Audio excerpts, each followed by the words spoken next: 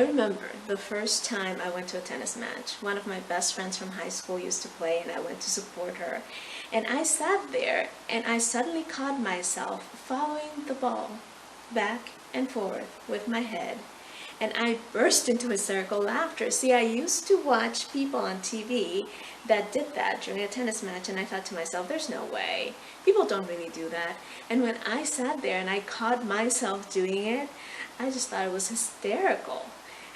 Mark Goulston, psychiatrist and author of the book Just Listen, equates what most of us do when we listen to watching a tennis match. Hi, I'm Marcy Amaro, and I want to explain a little bit about what I mean and talk today to you about what curious listening is and why it is so important, particularly when we are working with teens or talking to teens. So here's what Mark Goulston says. Most of us engage in conversations the way we would on a tennis match. We start looking at the words, going back and forth.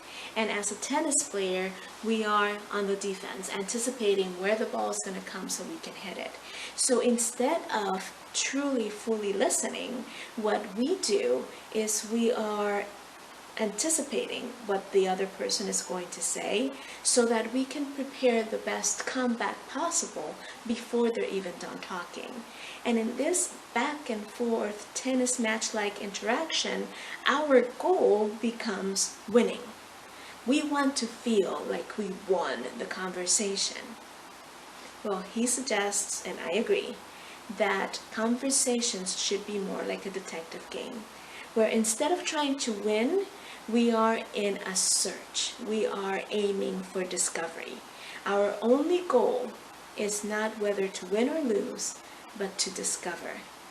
We should enter each conversation with the mindset that there's treasure to be mined there, and our only goal is to find what that treasure is. So today I want to take a few minutes to talk to you about some of the things that prevent us from engaging in truly curious listening. But first, let me define curious listening. When we say that we listen, we're usually just hearing for hints or clues of what the other person is saying and preparing to respond, preparing to give information back. In curious listening, we are not concerned with replying or with giving any information, with winning or losing, or with persuading anybody. Our only concern in curious listening, like I said before, is discovering something new. It's trying to fully understand what the other person is trying to communicate so that we are one step closer to fully understanding who they are, where they're coming from, what their needs are, and how to better be there for them. That's the only goal of curious listening, is to fully engage with the other person so that we can absorb everything they need us to understand. So there are 3 elements that we really need to keep in mind in trying to engage in curious listening. These 3 things are key to our being able to move from the tennis match type of conversation to really listening with curiosity, with the intention to connect with the other person. The first thing is you need to adjust your assumptions. See, it's very difficult, nearly impossible, to enter a conversation without some sort of assumption of what's going to happen during that conversation. Most of us even plan or try to act out in our heads what the conversation is going to look like and what's going to happen, especially if it's a high-stakes conversation where we might be confronted with something or confronting someone about something. So we enter the conversation with some preconceived notions of what the other person wants, what the other person is going to say, what we can say in return to make it easier for us to win, and what the whole conversation is going to center around. Now, there's really no way for us to know with 100% certainty what the other person wants to gain from the conversation. So the very first thing we need to do is be aware of what assumptions we're coming into the conversation with and adjust them accordingly. Tony Robbins often says that we need to enter every interaction from the point of view that everybody has the best intentions, that everybody is doing the best they can, and that there is positive intentions and positive goals behind every interaction. We shouldn't start from the perspective of, oh, this person is coming to attack me, or this person is coming, and they might.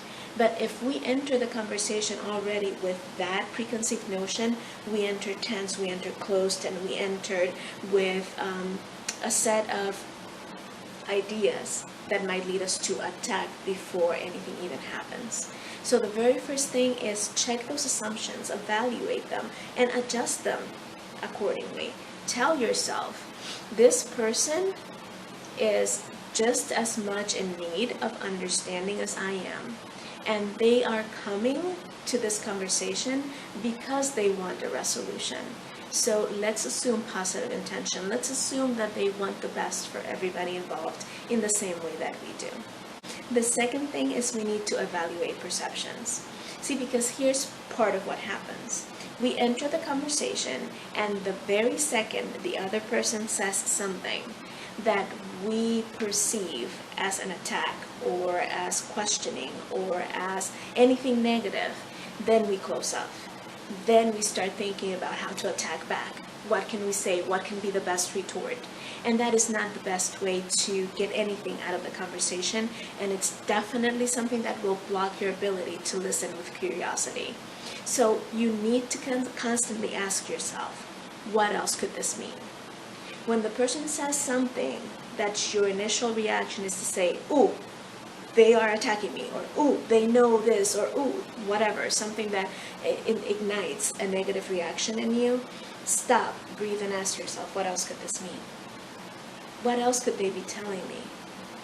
What else could I understand from this question or from this comment?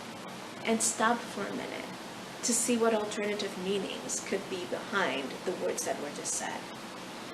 And if you can't find alternative meanings, instead of attacking and throwing something back at them to hurt them as much as you just felt hurt, stop, think about what they said, and do something that's called reflecting, which means just repeat back to them as verbatim as you can, without any inflection in your voice, as neutrally as possible, what you have just heard them say, and give them an opportunity to confirm or correct what you have just said.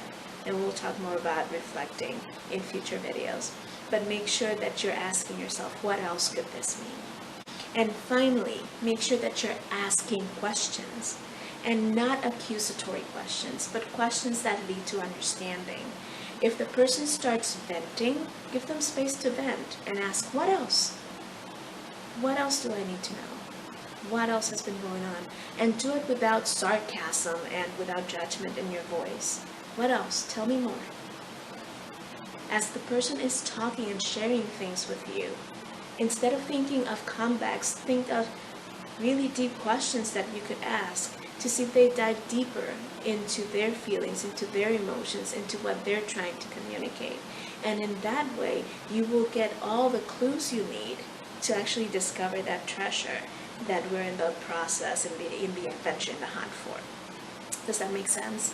So again, I want to invite you in your future conversations, especially those with teens, to try to move from the tennis match, I have to win this conversation type of mindset, to a curiosity mindset in which you're playing detective and trying to discover and mine the gold in the conversation.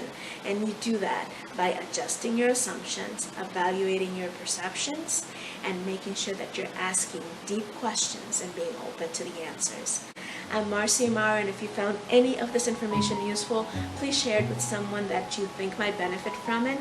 And in the comments below, write and let me know if you have ever engaged in this type of tennis match conversation, and what challenges do you foresee in engaging in curious communication, right? I'll see you on the next one. Thank you for your time.